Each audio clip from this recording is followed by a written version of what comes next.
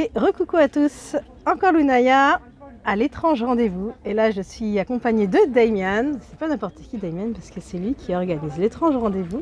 Et cette année, c'est la 3e édition. Bonjour Damien. Bonjour Lunayart. Ça va? Ça va bien, très content de te retrouver. Moi de même. Donc moi, c'est la 2e année que je fais l'étrange rendez-vous. La première année que je suis exposante, mais surtout, c'est en plein cœur de Brocéliande cette année, c'est quand même particulier, non? C'est quand même particulier, Ouais. tout à fait.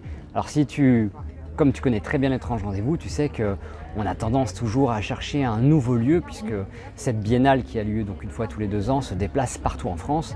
Et l'idée c'est bien de changer de coin, changer de région, puisque nous avons également un village exposant qui propose énormément de produits gastronomiques traditionnels et de fabrication artisanale.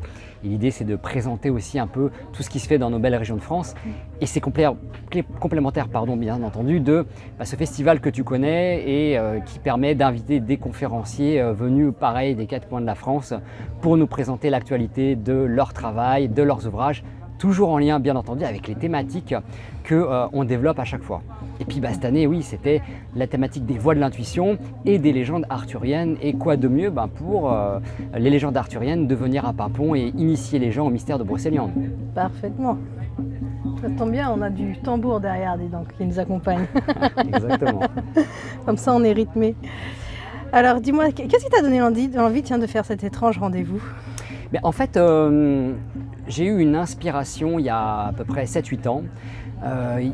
Moi je fonctionne beaucoup à l'intuition et c'est pour ça d'ailleurs que cette session s'appelle les voix de l'intuition. J'ai écrit un livre d'ailleurs là-dessus sur on va dire les phénomènes de synchronicité, etc.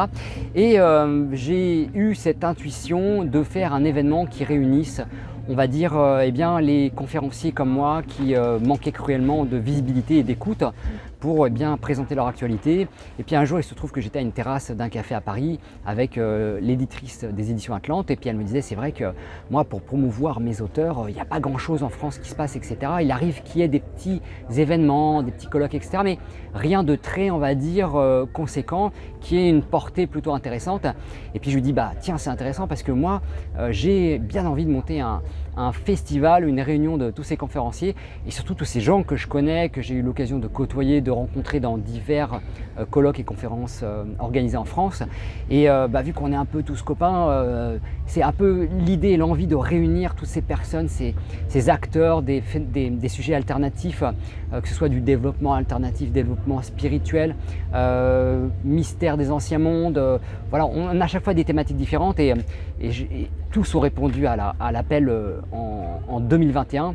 Et puis surtout, comme tu sais, on sortait tout juste de ces 2 années Covid un peu compliquées avec ce confinement.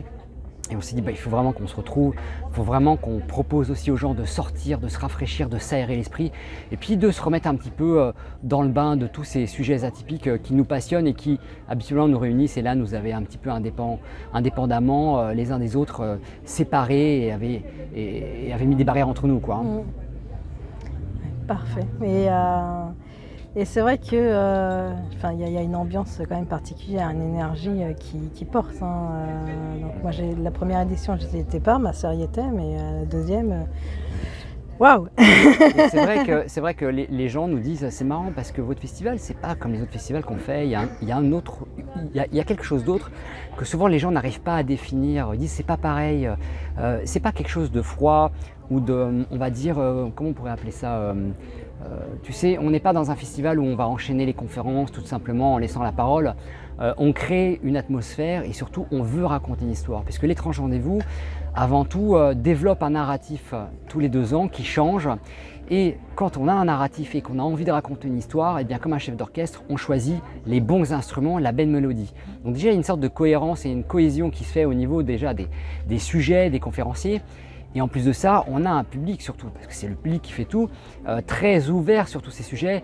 en recherche perpétuellement de réponses à leurs questions dans n'importe quel domaine, et du coup ça donne une grande ouverture d'esprit pour ces personnes-là. Donc on a vraiment un public qui est ciblé, qui se ressemble, et quand forcément tous ces gens se retrouvent, eh bien, c'est comme si on retrouvait des gens de sa famille ou des gens qui vous comprennent, alors qu'habituellement dans nos vies de tous les jours, eh bien, notre entourage n'est pas toujours prédisposé à l'alternatif ou à des sujets liés à la spiritualité. Mais là voilà, on est un peu entre nous quelque part. Alors c'est pas sectaire, je vous rassure, mais on est entre gens éveillés, réveillés, curieux d'apprendre plein de sujets, très ouverts d'esprit aussi, et c'est cette ouverture d'esprit qui crée les amitiés, les liens, les connexions. Et puis surtout, on a une super équipe de bénévoles, comme d'habitude, que je remercie, que je salue, sans qui ce festival ne pourrait pas se faire, et qui est exceptionnelle, souriante, avenante. Et même si les gens nous félicitent sur l'organisation de cet événement, comme les exposants, ce côté professionnel, que parfois certains festivals n'ont pas, eh bien, on a cette variante dans l'organisation où les gens nous disent en fait, on se sent bien accueilli, on n'a que des sourires, on est face à de la bienveillance, du soutien, une grande écoute. Et c'est ce que les gens n'ont pas au jour le jour, c'est ce que quelque part ils récoltent dans le bon sens du terme en venant ici. Et ça, c'est souvent une surprise pour eux. Et c'est ça qui fait qu'on fidélise vraiment un public qui a envie de se retrouver après, qui a envie de réitérer. Et malheureusement, c'est vraiment du travail, on ne peut pas faire ça tous les ans. Donc c'est pour ça que tous les 2 ans, c'est déjà pas mal. Oui. Ah non, mais c'est vrai. Et puis il y a de très belles amitiés qui se forment du coup, et des choses qui perdurent, j'en suis la preuve. Oui, c'est vrai. Ouais, j'ai fait de très très belles rencontres déjà à l'étrange rendez-vous. Et sinon toi, d'un point de vue personnel, tu fais des choses. D'ailleurs, tu as fait une conférence toi aussi. Alors oui, j'ai fait une conférence hier sur la résonance événementielle et l'extra-conscience, qui est un sujet, on va dire, qui est le cœur, le substrat de mon dernier ouvrage qui s'appelle Superconscience et résonance événementielle, que j'ai sorti d'ailleurs en octobre 2023, et qui fait partie, on va dire, d'une œuvre clé de ma vie. C'est-à-dire que l'intuition, les phénomènes de synchronicité ont été un peu à l'origine de tout ce que je fais, et tout ce que j'ai fait jusqu'à maintenant n'a été fait que sur intuition, prémonition, ressenti.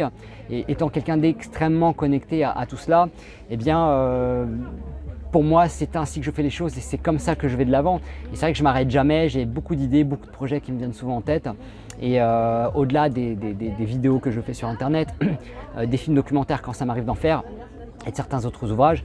Voilà, je n'aime pas me cantonner à une chose. En général, quand j'ai une inspiration, que ce soit pour un festival, un congrès, un livre, une vidéo ou un film, je suis cette intuition, je suis ce feeling, cette vibration qui m'amène justement à entreprendre des partenariats, des collaborations, qui amènent ces rencontres et qui souvent sont un fil d'Ariane que l'on tire et qui nous amènent, on va dire, à un canevas d'inconnues très intéressantes, qui sont, je dirais même, le centre principal de notre existence. C'est ce qui fait qu'on se dit, c'est ça la vie finalement, c'est de fil en aiguille rebondir ici et là, rencontrer quelqu'un qui vous fait rencontrer quelqu'un, passer un bon moment, et puis là on a des projets qui nous viennent en tête, on a des collaborations qu'on a envie d'entreprendre, et c'est ça en fait, vivre en symbiose avec ses idées et avec ses ressentis, ça permet quelque part d'atteindre une certaine liberté de pensée, de créativité, qui aujourd'hui quand même est rare, et qui, moi personnellement, j'aimerais que tout le monde puisse disposer de cette liberté de création et ce champ d'action dans sa vie personnelle de tous les jours. Oui, ça serait merveilleux si tout le monde était capable de cette prise de conscience-là et de se mettre à l'action surtout.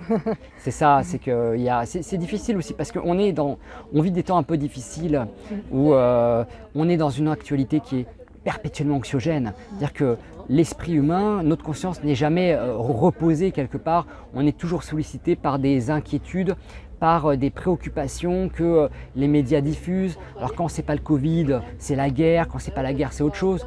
Donc nous ne sommes jamais finalement centrés sur nous-mêmes, sur les objectifs de vie, sur nos ressentis personnels, sur nos envies de créer, parce qu'on est toujours quelque part un peu les victimes d'une sorte de bourreau invisible qui nous empêche pleinement d'être, ou plutôt d'être, oui, avec un grand E, et de vivre en toute quiétude. Et donc cette liberté de création, ne nous est pas forcément accessible, du moins pas à tout le monde, et ça demande une sorte de foi quelque part, d'avoir faire acte de foi pour s'écouter et avoir et oser se lancer dans des expériences et des actions et envies personnelles. C'est très difficile et on ne peut pas blâmer les gens de ne pas pouvoir le faire parce que c'est très difficile déjà d'être avec un grand E, mais en plus de permettre aux autres choses autour de nous, d'être aussi et de créer des choses, ça devient difficile. On est les créateurs de notre existence, mais avant de vouloir créer d'autres choses à côté de nous, souvent on est encore incomplet dans notre évolution, notre cheminement, et on doit finir aussi progressivement cette création que nous sommes et dont nous sommes les créateurs. Et je peux comprendre que c'est pas facile au jour le jour pour tout le monde, mais on espère qu'avec des changements de paradigme progressifs, on pourra progressivement permettre aux gens de voir qu'en ouvrant les barrières de leur inconscient, eh bien, il y a des possibilités, il y a un champ des possibles, il y a tout un horizon événementiel qui peut se présenter à nous dès lors que on fait acte de foi, comme je l'ai dit, et qu'on s'implique pleinement et qu'on croit en soi. C'est ça le plus dur, c'est croire en soi. Parce que tout est fait pour nous empêcher de croire en nous dans ce système quelque part. On nous détourne du bonheur par le plaisir. Tu vois ce que je veux dire? On cultive le bonheur plutôt que le plaisir. Et du coup, on nous met des faux objectifs qui nous détournent finalement de cette essence créatrice qui nous définit et que nous devrions justement faire perpétuer. Donc ça demande un enseignement personnel, une quête personnelle, beaucoup de travail sur soi et surtout un gros travail pour aller au-delà de ce côté un peu anxiogène provoqué par cette vie de tous les jours. Ok, il y a eu quelque chose qui est tombé derrière nous. J'ai pas bien vu. Bon, peu importe. Est-ce que tu as des idées déjà pour le prochain étrange rendez-vous ou pas encore? Alors oui, alors normalement c'est tous les 2 ans, on est en 2024 quand vous écoutez ce podcast. Le prochain serait censé être en 2026, mais ça va être un peu compliqué. L'année prochaine, il y a un congrès qui va être dans le sud de la France à Carcassonne, ex-situ. Et 2026, j'ai décidé de faire une sorte de petit break, c'est-à-dire de lever le pied pour me permettre déjà de me recentrer sur qu'est-ce que j'ai envie maintenant de faire. Parce qu'on a tendance à tomber aussi dans une certaine routine dans nos vies et on va commencer à prendre le pli quelque part de vouloir reproduire quelque chose qui fonctionne. Et à force de vouloir refaire les mêmes choses parce que ça a fonctionné, on perd l'essence principalement de cette petite graine qui a fait qu'on a voulu entreprendre une collaboration, une entreprise ou une création. Donc je vais me poser un petit peu, faire le point et me dire bon maintenant qu'est-ce que j'ai envie de raconter comme nouvelle histoire, parce que finalement l'étrange rendez-vous c'est on raconte une histoire parce qu'il y a tout un narratif qui est développé, on écrit un livre, on a une histoire à raconter, on réalise un film, on a une histoire à raconter, donc tout va dépendre de l'histoire que j'aurai envie de raconter à ce moment-là, mais bien sûr qu'il y aura un autre étrange rendez-vous, ça sera probablement en 2027, dans le sud de la France on espère. Du côté peut-être de Bugarache, Rennes-le-Château, puisque c'est un lieu très chargé également d'histoire et de mystère et d'occultisme, et que c'est un peu, on va dire, le substrat de tous ces sujets qui nous passionnent. Donc on espère aller 2027 Rennes-le-Château au sud de la France. Tout le monde croise les doigts.